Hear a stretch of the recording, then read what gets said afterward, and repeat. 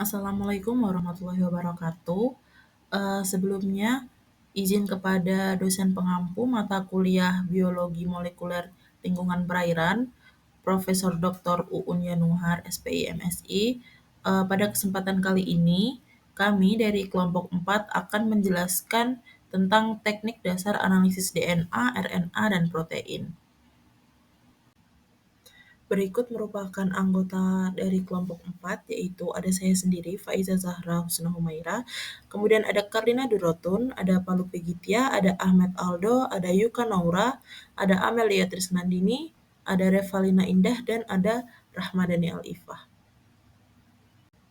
Baik, masuk ke pendahuluan, di mana DNA, RNA, dan protein ini merupakan tiga molekul yang di mana DNA sendiri ini berfungsi sebagai mencetak biru yang menyimpan informasi genetik, RNA bertugas membawa pesan dari DNA untuk proses sintesis, dan protein bertindak sebagai eksekutor yang menjalankan berbagai fungsi biologis di dalam sel tubuh.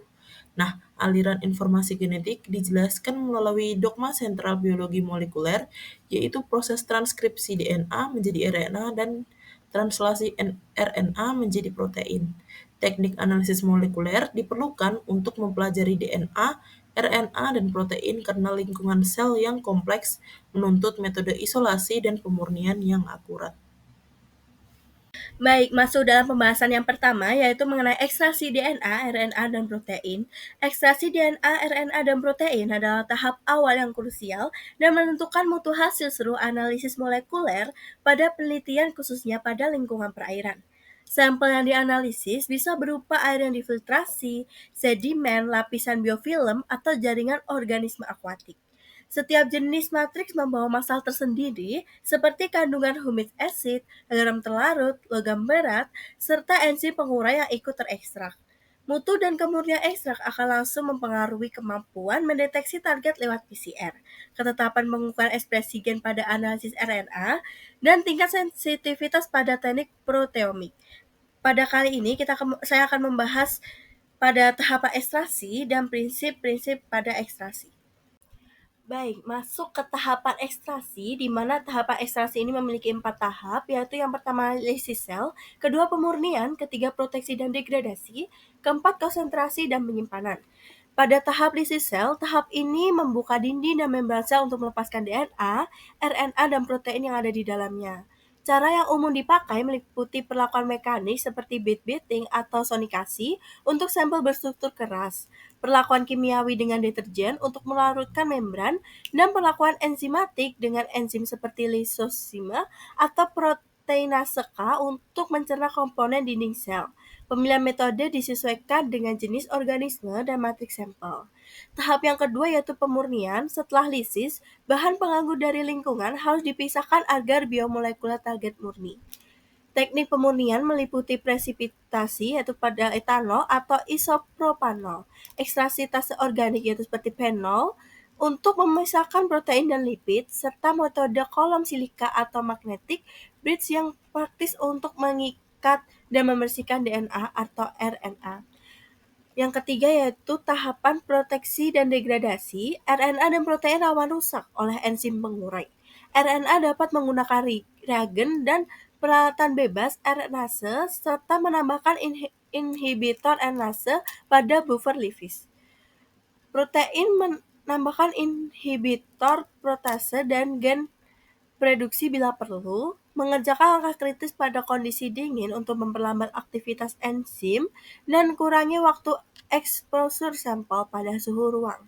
Selanjutnya yaitu tahap keempat, yaitu konsentrasi dan penyimpanan. Setelah pemurnian, biomolekuler biasanya dikonsentrasikan lewat pengendapan alkohol atau metode pemekatan lain, lalu dilakukan kembali atau bisa disebut dengan elusi dalam buffer yang sesuai dengan analisis lanjutan.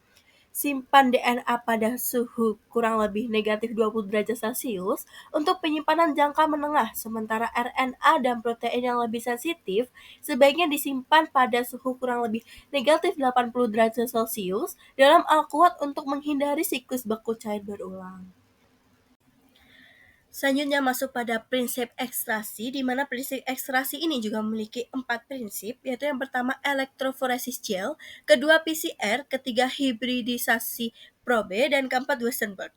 Yaitu yang pertama elektroforesis gel. Elektroforesis gel adalah teknik untuk memisahkan molekul DNA, RNA, atau protein berdasarkan ukuran dan muatan listriknya.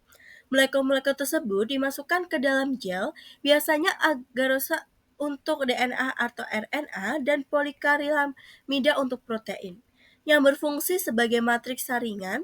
Ketika arus listrik dialirkan, molekul bermuatan negatif seperti DNA dan RNA bergerak menuju kutub positif.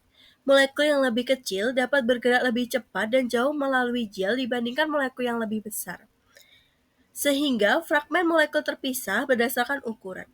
Hasil pemisahan ini dapat diperiksa lebih lanjut dengan pewarnaan khusus dan digunakan untuk berbagai tujuan seperti mengidentifikasi fragmen DNA hasil PCR, memeriksa kemurnian RNA, atau memisahkan profil protein dalam sampel biologis.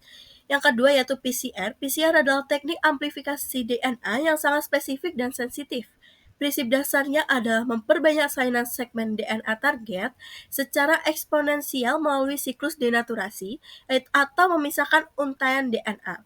Penempelan primer atau primer menempel pada urutan target, dan ekstensi atau DNA polimerase memperpanjang rantai DNA. Teknik ini memungkinkan peneliti mendapatkan jumlah DNA yang cukup untuk analisis lebih lanjut dari jumlah awal yang sangat sedikit. PCR banyak digunakan dalam diagnosis penyakit, cloning gen, dan analisis genetika karena kemampuannya mendeteksi dan memperbanyak DNA target dengan akurat. Yang ketiga yaitu hibridisasi probe. Hibridisasi probe digunakan untuk mendeteksi keberadaan fragmen DNA atau RNA tertentu dengan menggunakan molekul probe yang komplementer dan diberi label, yaitu labelnya radioaktif atau fluoresen. Prinsipnya adalah probe akan berikatan atau hibridisasi secara spesifik dengan molekul target berdasarkan pasangan basa.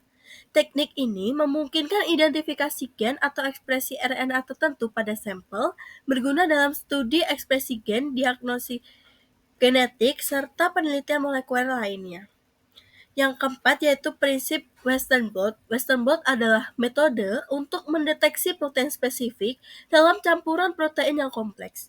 Setelah protein dipisahkan berdasarkan ukuran melalui elektroforesis gel, protein kemudian dipindahkan atau blot ke membran yang kemudian diinkubasi dengan antibodi spesifik terhadap protein target. Antibodi ini dipasangkan dengan sistem deteksi seperti enzim yang menghasilkan sinyal warna atau cahaya, sehingga protein target dapat divisualisasikan dan dianalisis. Teknik ini sangat penting dalam studi ekspresi protein, modifikasi pasca translasi, dan pada studi biomarker. Baik, masuk ke dalam elektroforesis gel, di mana elektroforesis gel ini merupakan salah satu metode dasar dalam biologi molekuler yang digunakan untuk memisahkan molekul berdasarkan ukuran dan muatan listriknya. Nah, dengan prinsip sederhana yaitu pergerakan molekul bermuatan dalam medan listrik melalui medium berpori yaitu gel. Nah, teknik ini sangat penting dalam analisa DNA, RNA, maupun protein karena mampu menunjukkan perbedaan ukuran fragmen atau tingkat kemurnian suatu sampel dengan jelas. Selanjutnya ada prinsip dasar elektroforesis gel, di mana prinsip kerja elektroforesis gel adalah memanfaatkan sifat molekul bermuatan yang bergerak ketika diberi medan listrik, di mana DNA dan RNA ini bermuatan negatif karena gugus fosfat pada backbone-nya, sehingga akan bergerak menuju elektroda positif atau anoda. Nah, protein ini memiliki muatan yang lebih kompleks karena tersusun dari asam amino yang bermuatan berbeda, sehingga dalam analisisnya biasanya diberikan perlakuan khusus seperti penggunaan sodium doctyl sulfat atau SDS agar semua protein memiliki muatan negatif yang sebanding dengan ukurannya. Baik, selanjutnya itu ada jenis gel dalam elektroforesis, di mana ada dua, yaitu yang pertama itu ada gel poliakrilamida atau PEG, di mana eh, dibuat dari polimerisasi akrilamida dan bisakrilamida. Nah, gel ini memiliki pori-pori yang lebih kecil dan seragam dibanding agarose yang di sebelah. Nah, sehingga memiliki resolusi yang lebih tinggi. Nah, patch ini biasanya digunakan untuk menganalisis DNA atau RNA yang berukuran kecil, yaitu kurang dari 500 kilobytes. Selanjutnya ada gel agarose, yaitu berasal dari polisakarida rumput laut dengan pori-pori besar sehingga cocok memisahkan DNA atau RNA yang berukuran ratusan ribu base pair atau pasang basah. Nah, konsentrasi ini menentukan resolusi, yaitu 0,5% untuk fragmen besar, yaitu kurang 10 kilobytes, dan 1% untuk menengah, yaitu 0,5 sampai 10 kilobytes, dan untuk 2% untuk ukuran kecil, yaitu 50 sampai 500 pasang basah. Nah, umumnya digunakan untuk memeriksa hasil PCR untuk gel agarose ini. Baik, masuk ke yang terakhir, yaitu tahapan dan proses elektroforesis gel, di mana yang pertama itu ada persiapan gel. Ya, gel yang dibuat itu dari agarose atau poliakrilamida atau patch dengan konsentrasi tertentu sesuai ukuran molekul yang ingin dipisahkan gitu. Yang kedua itu ada persiapan sampel. Ya, yang pertama itu ada persiapan DNA atau RNA, di mana DNA dan RNA ini dicampur dengan loading day yang berfungsi untuk memantau migrasi. Yang persiapan yang kedua yaitu protein atau SDH patch yang diperlakukan dengan SDH untuk memberi muatan negatif yang merata dan biasanya dipanaskan untuk meluruhkan struktur tersiernya sehingga migrasi hanya dipengaruhi oleh ukurannya. Yang terakhir itu ada protein native patch. Nah, tanpa denaturisasi sehingga struktur asli dan interaksi protein tetap dipertahankan. Yang ketiga itu ada pemuatan sampel, yaitu sampel yang dimasukkan ke sumur menggunakan mikropipet dengan hati-hati agar tidak tercampur. Nah, gel yang ditambahkan dalam tangki elektroforesis itu berupa buffer. Nah, buffer ini menjaga kestabilan pH sekaligus mengantarkan arus listrik. Yang keempat itu ada proses elektroforesis.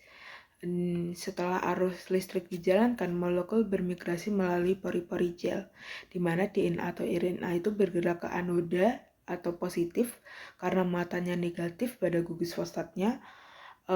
Yang kedua itu ada protein yang bermigrasi sesuai muatan dan ukuran. Nah, tergantung apakah menggunakan SDS atau denaturisasi atau natif. Sehingga molekul kecil bergerak lebih cepat melalui pori-pori gel dibanding molekul besarnya.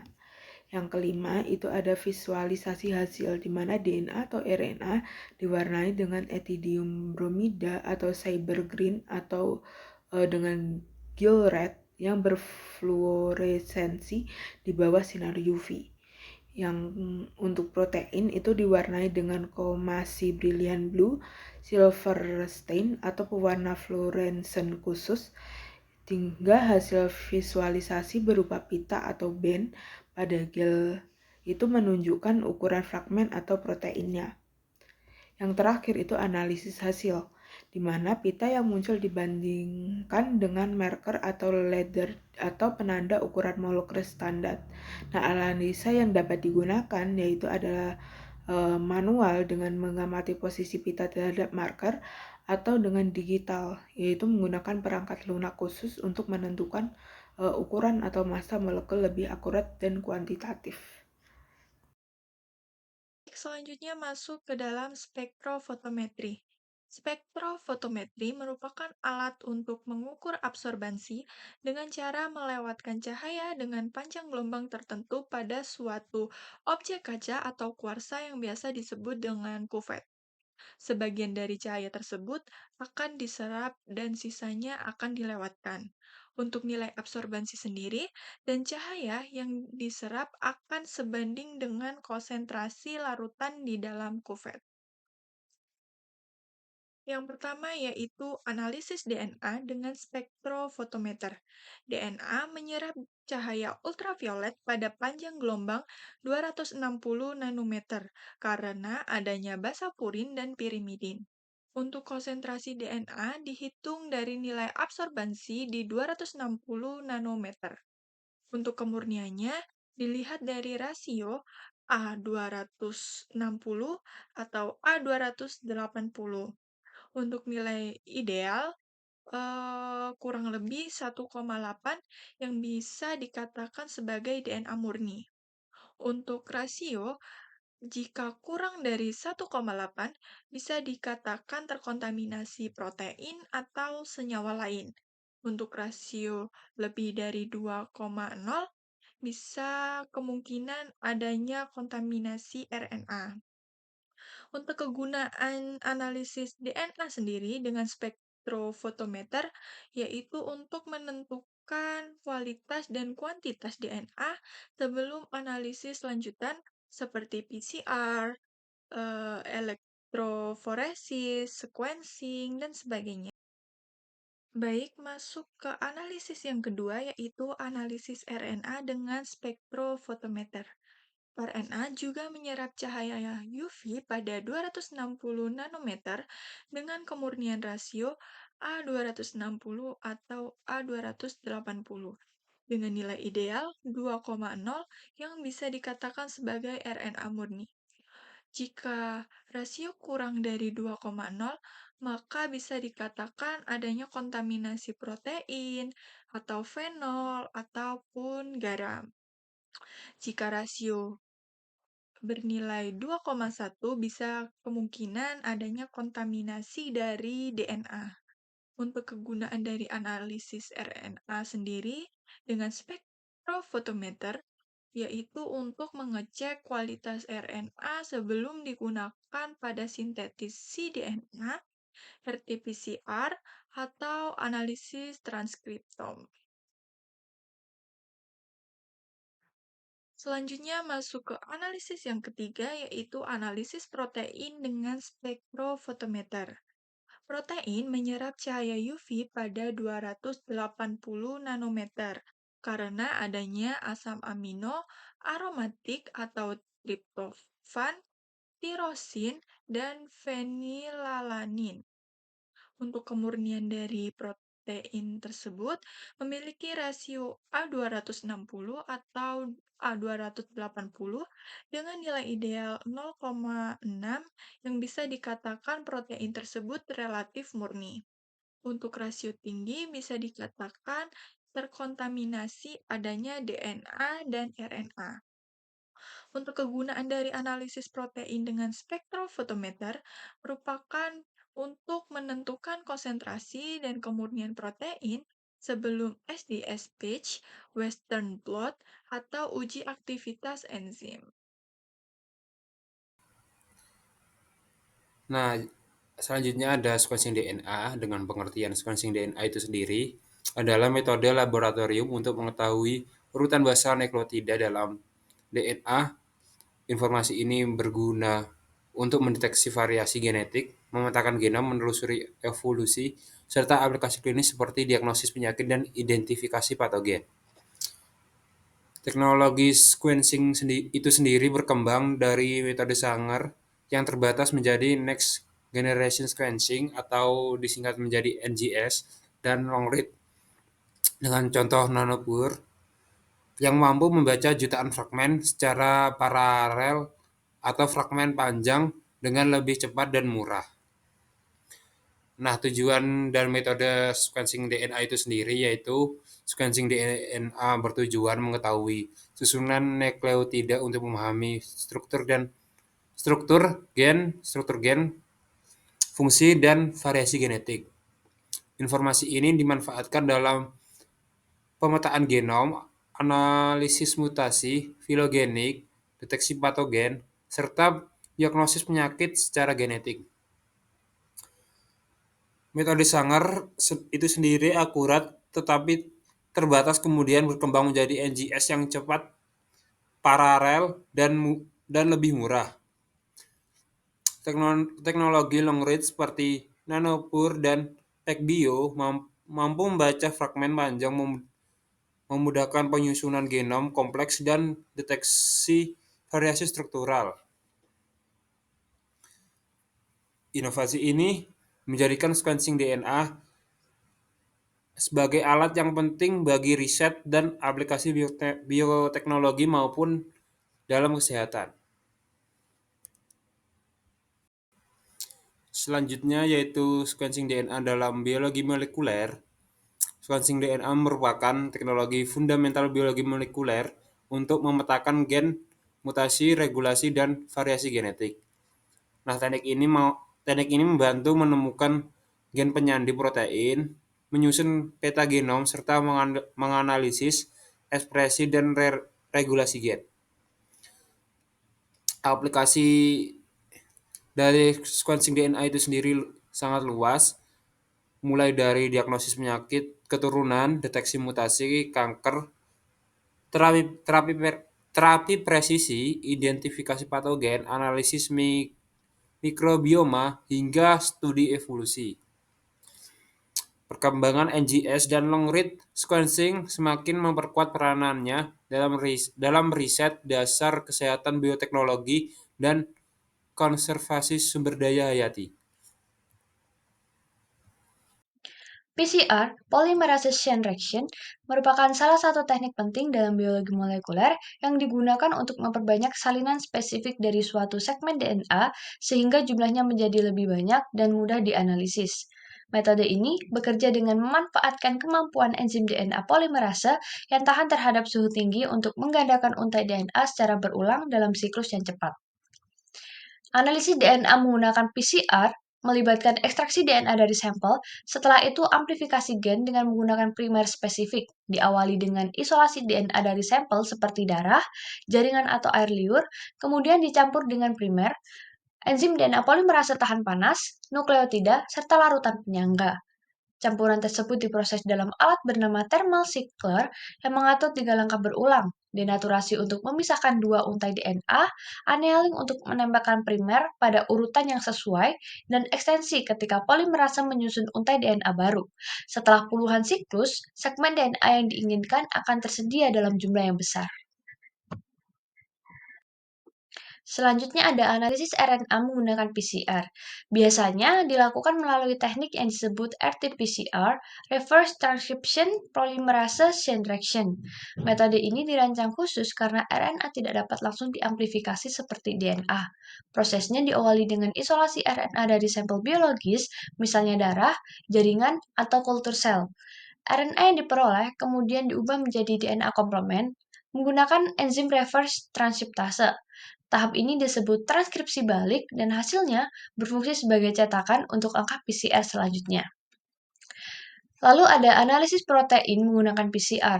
Analisis ini tidak dilakukan secara langsung karena PCR dirancang untuk memperbanyak segmen DNA atau RNA, bukan untuk mendeteksi protein itu sendiri.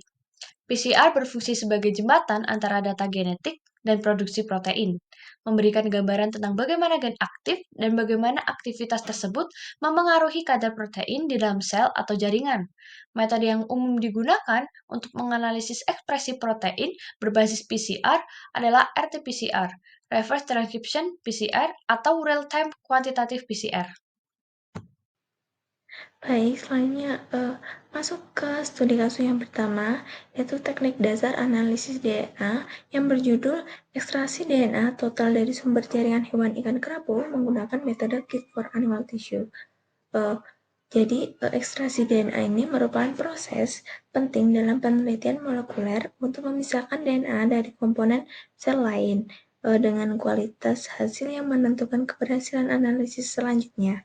Secara umum, tahapan ekstraksi ini meliputi lisis sel dengan deterjen atau SDS, penghilangan protein dan RNA, protein K dan RNase, lalu pengendapan serta pemanenan DNA. Metode ekstraksi dapat dilakukan secara tradisional menggunakan pelarut organik yang menghasilkan DNA dalam jumlah besar, ataupun dengan metode kit berbasis spin column yang lebih cepat, aman, dan praktis. Pada metode kit, DNA diikat pada membran silika menggunakan garam kaotropik, kemudian dicuci dan dielusi. Lalu adapun alat dan bahan yang digunakan dalam penelitian ini, yang pertama tuh alat. Alat yang digunakan untuk ekstraksi jaringan otot ikan kerapu di antaranya gunting, pinset, skalpel, water bath, centrifuge, microwave, tabung Eppendorf 1,5 mili, tip, mikropipet ukuran 0,1 hingga 1000 mikroliter, sedangkan mini spin column dan collection tube 2 mili sudah tersedia dalam extraction kit. Lalu adapun bahan yang harus disiapkan yaitu proteinase K, ETOH absolut, sedangkan reagen-reagen ekstraksi lainnya seperti buffer ATL, buffer AL, buffer AW1, buffer AW2, dan buffer AE sudah tersedia dalam Keagen Extraction Kit. Lalu sampel yang digunakan merupakan jaringan otot 4 individu ikan kerapu yang berasal dari Lombok 1 ekor dan Pangandaran 3 ekor. Lalu adapun metode yang digunakan yaitu prinsip utama dari isolasi DNA meliputi lisis membran sel, pemisahan, dan presipitasi DNA. Pada metode kit ini, tahapan utamanya terdiri atas lisis sel dibantu dengan Crider, buffer, ATL atau AL, serta proteinase K untuk melisis protein. Pengikatan DNA pada membran silika dalam spin column dengan penambahan etanol, pencucian menggunakan buffer AW1 dan AW2, serta elusi untuk melepaskan DNA dari kolom silika sehingga diperoleh DNA yang murni. Oke, selanjutnya masuk ke hasil dan pembahasan. Jadi penelitian ini membuktikan bahwa ekstraksi DNA jaringan otot ikan kerapu menggunakan Keagen ekstraksi kit berbasis membran silika berhasil menghasilkan DNA yang murni. Hasil dari uji elektroforesis menunjukkan pita DNA yang jelas pada semua sampel, sedangkan kuantifikasi menunjukkan konsentrasi 6,25 hingga 15,3 nanogram per mikroliter dengan rata-rata 11,52 nanogram per mikroliter dengan rasio OD 260 per OD 280 sebesar 1,97 hingga 2,08 menandakan kualitas yang tinggi dan bebas kontaminan. Metode kit ini unggul karena cepat, sederhana, bebas bahan kimia toksik, serta minim risiko kontaminasi. Meskipun konsentrasi yang diperoleh umumnya lebih rendah dibanding metode tradisional, dengan demikian metode ini lebih efektif dan sesuai untuk kebutuhan analisis molekuler yang memerlukan DNA murni secara praktis. Langsung saja masuk kesimpulan dari penelitian ini menggunakan metode ekstraksi DNA nanogranik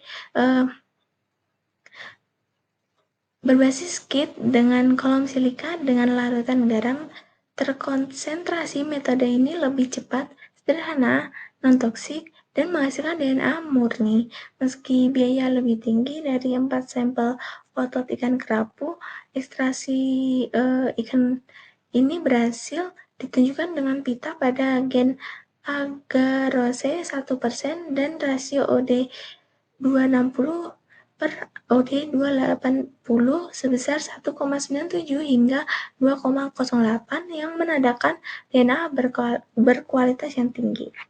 Selanjutnya dijelaskan oleh rekan saya. Masuk ke dalam studi kasus 2, teknik dasar analisis RNA menggunakan metode ekstraksi RNA berthroughput tinggi untuk semua tahap perkembangan ikan zebra. RNA sequencing adalah metode penting untuk menganalisis ekspresi gen, namun memerlukan RNA berkualitas tinggi. Metode ekstraksi RNA konvensional seperti phenylchloroform memakan waktu yang cukup lama. sedangkan metode berbasis kolom silika lebih praktis, tetapi memiliki biaya yang mahal. Pada ikan zebra dan Neorerio, yang banyak digunakan sebagai organisme model kebutuhan ekstraksi RNA, efisien sangat mendesak. Untuk itu dikembangkan Direct TRI, metode baru yang memadukan TRI Regen LS dengan kolom silika 96, sehingga memungkinkan ekstraksi RNA dengan throughput tinggi, biaya rendah, dan kualitas setara metode standar. Masuk ke dalam alat bahan yang digunakan pada penelitian ini. Yang pertama itu ada ikan zebra dari tahap larva hingga dewasa, yang dipelihara dalam sistem akuarium resirkulasi standar.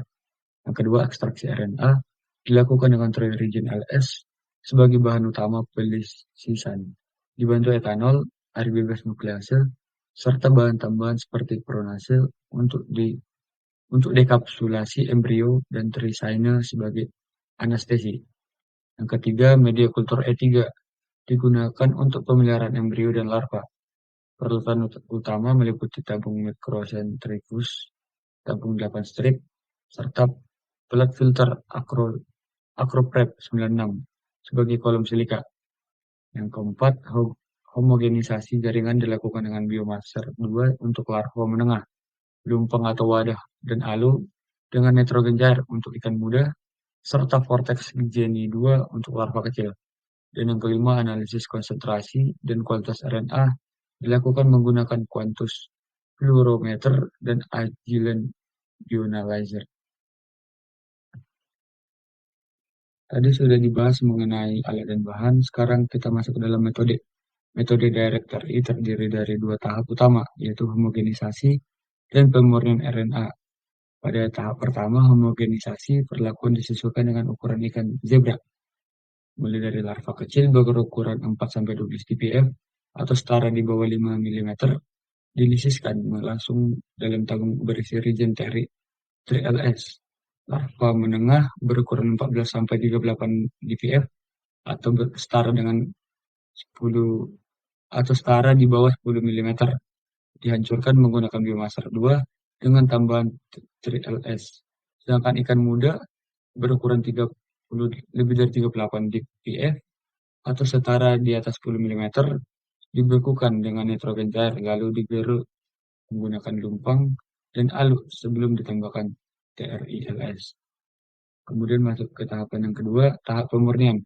Dilakukan dengan mencampurkan lisat dengan etanol, kemudian dipindahkan ke pelat kolom silika 96, kemudian sampel dicuci beberapa kali dengan etanol, lalu RNA murni dielusi menggunakan air bebas nuklease. Konsentrasi RNA diukur dengan Quantus fluorometer, sementara kualitasnya diuji menggunakan elektroforesis gel agarosa dan Agilent Bioanalyzer. Protokol ini memungkinkan ekstraksi hingga 192 sampel RNA hanya dalam waktu kurang lebih dari 1 jam, dengan biaya yang sangat rendah atau cukup hemat. Setelah membahas metode, masuk ke dalam hasil lain pembahasan. Metode Direct TRI berhasil diaplikasikan pada ikan zebra dengan berbagai tahap perkembangan, mulai dari larva berusia 4 hari pasca pembuahan hingga usia muda 84 hari setelah pembuahan. Proses ekstraksi menghasilkan RNA dengan kualitas baik menggunakan prosedur sederhana dan waktu yang sangat singkat. Hasil penelitian menunjukkan bahwa Direct TRI mampu menghasilkan RNA berkualitas tinggi dengan prosedur yang lebih sederhana, cepat, dan murah dibandingkan metode standar atau konvensional. Keunggulan utama metode ini terletak pada throughput tinggi, biaya rendah, kemampuannya mempertahankan RNA kecil seperti miRNA yang penting untuk analisis transkriptom. Hal ini menjadikan Direct TRI lebih unggul dibandingkan metode Phenol Chloroform maupun kit komersial lain yang biayanya relatif mahal. Walaupun ada keterbatasan pada jumlah RNA yang dihasilkan dari ikan zebra dewasa akibat kapasitas kolom silika yang terbatas, faktor tersebut tidak mengurangi kualitas RNA yang akan dihasilkan. Setelah tadi membahas mengenai metode dan hasil, masuk ke dalam kesimpulan. Kesimpulan dari metode Direct TRI merupakan inovasi ekstraksi RNA yang efektif karena mampu menghasilkan RNA berkualitas tinggi dengan biaya rendah, waktu yang singkat, dan throughput tinggi. Metode ini dapat mengekstrak hingga 192 sampel hanya dalam 1 jam dengan biaya kurang dari $1 per sampel. sehingga lebih efisien dibandingkan metode konvensional maupun kit komersial. Walaupun jumlah RNA dari ikan zebra dewasa sedikit lebih rendah akibat keterbatasan kolom silika, tetapi kualitasnya tetap terjaga dan layak untuk analisis RNA sequencing.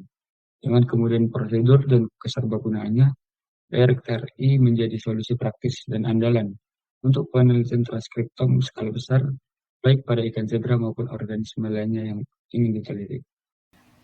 Kemudian masuk ke studi kasus yang ketiga, yaitu tentang teknik dasar analisis protein, di mana kami mengambil artikel dengan judul Pengaruh Paparan Linear Alkyl Benzene Sulfonat atau LAS terhadap kadar protein total pada ikan nila atau Oreochromis niloticus dengan metode spektrofotometri UV-Vis. Di mana untuk pendahuluannya, ikan nila ini merupakan salah satu komoditas perikanan yang digemari oleh masyarakat karena diketahui ini mengandung protein yang tinggi. Namun pada penelitian ini ditunjukkan adanya kandungan surfaktan yang tersebar di perairan Sungai Martapura yang mengandung LAS. Dan LAS ini diketahui dapat mengganggu pertumbuhan, kelangsungan hidup, serta struktur jaringan pada ikan, terutama ikan nila. Senyawa ini juga berpotensi menyebabkan denaturasi protein yang mengakibatkan pada kerusakan fungsi biologis pada ikan. Mengingat ikan nila ini mengandung lebih dari 16% protein dan memiliki nilai gizi tinggi, maka penelitian ini penting untuk dikaji supaya mengetahui pengaruh paparan LAS terhadap kadar protein total pada ikan nila dengan metode spektrofotometri UV-Vis. Kemudian untuk alat dan bahan yang dimana pada penelitian ini diperlukannya alat yaitu ada blender, kertas saring, tabung reaksi, pipet ukur, spektrofotometri UV-Vis, vortex, dan juga centrifuge berkecepatan 2000 rpm. Dan untuk bahannya sendiri ada daging ikan nila ini seberat 20 gram, air aquades, kemudian ada reagen kimia yang dipakai itu antara lain ada NaOH 40%, tembaga sulfat itu 0,5%, kemudian ada larutan biuret, serta amonium sulfat kristal untuk proses presipitasi protein. Dan ada juga bahannya itu larutan standar bovine serum albumin atau BSA. Dan untuk metode penelitiannya sendiri ini dimulai dengan preparasi sampel untuk menghasilkan fitrat yang selanjutnya itu diproses melalui dua jenis pengujian, yaitu ada kualitatif dan kuantitatif. Di mana kalau uji kualitatif ini dilakukan dengan metode uji biuret. Dan untuk kuantitatif ini dilakukan dengan serangkaian tahapan yang meliputi penentuan panjang gelombang maksimum, kemudian pembuatan larutan standar BSA, dan pembuatan kurva kalibrasi. Nah, sampel filtrat ikan yang sudah diendapkan tadi oleh amonium sulfat, kemudian supernatan yang diperoleh ini dicampurkan dengan reagen biuret dan diukur absorbansinya menggunakan spektrofotometri UV-Vis. Nah, nilai absorbansi itu yang merupakan hasil pengukuran, kemudian diolah dengan persamaan regresi linier untuk menentukan kadar protein total pada ikan nila tersebut. Selanjutnya masuk ke hasil dan pembahasan, di mana uji kuantitatif yang dilakukan itu dengan spektrofotometri UV-Vis pada panjang gelombang 549 nanometer itu memperlihatkan kadar protein total ikan itu mengalami penurunan seiring lamanya waktu paparan. Nah, konsentrasi protein awal ikan ini berkisar 16%, menunjukkan penurunan signifikan setelah paparan LHS pada interval 3, 6, dan 9 jam. Penurunan kadar protein itu yang paling mencolok terlihat pada interval 6 sampai 9 jam, dengan rata-rata penurunan itu bisa mencapai 4,5%. Nah, fenomena ini dapat dijelaskan melalui mekanisme denaturasi protein, di mana LAS ini sebagai surfaktan akan merusak ikatan hidrogen dan hidrofobik dalam struktur protein ikan nila itu. Kerusakan struktur sekunder dan tersier protein menyebabkan terbukanya lipatan molekul sehingga protein tadi kehilangan fungsi biologisnya. Kondisi ini sesuai dengan literatur yang menyatakan bahwa deterjen, terutama LAS itu, memiliki sifat pendenaturasi protein yang kuat dan bersifat irreversibel. Analisis statistik yang menggunakan uji one way ini menunjukkan adanya pengaruh signifikan antara paparan LAS dengan penurunan kadar protein total ikan nila yang memperkuat hipotesis bahwa semakin lama jika ikan itu terpapar LAS, maka semakin tinggi pula tingkat kerusakan protein yang terjadi pada dalam tubuh ikan tersebut. Kemudian untuk kesimpulan dari artikel yang kami analisis dan kami bahas ini, eh, paparan linear alkyl benzyl sulfonat atau LAS ini tentunya sangat berpengaruh signifikan terhadap penurunan kadar protein total pada ikan nila atau Aerochromis niloticus. Semakin lama ikan itu terpapar LAS, semakin besar juga tingkat kerusakan protein akibat proses denaturasi yang ditimbulkan oleh sifat surfaktan dalam deterjen tersebut.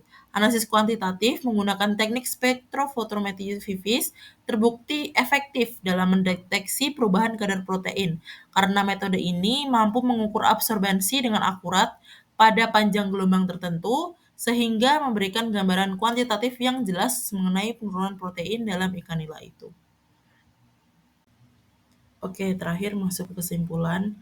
Berdasarkan materi yang telah kami presentasikan tentang teknik analisis DNA, RNA, dan protein, dapat disimpulkan bahwa biomolekul itu yang seperti DNA, RNA, dan protein tersebut merupakan komponen utama yang menentukan struktur, fungsi, dan regulasi dalam organisme hidup.